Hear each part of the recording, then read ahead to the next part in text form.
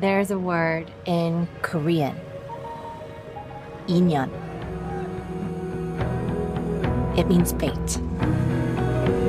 But it's specifically about relationships between people.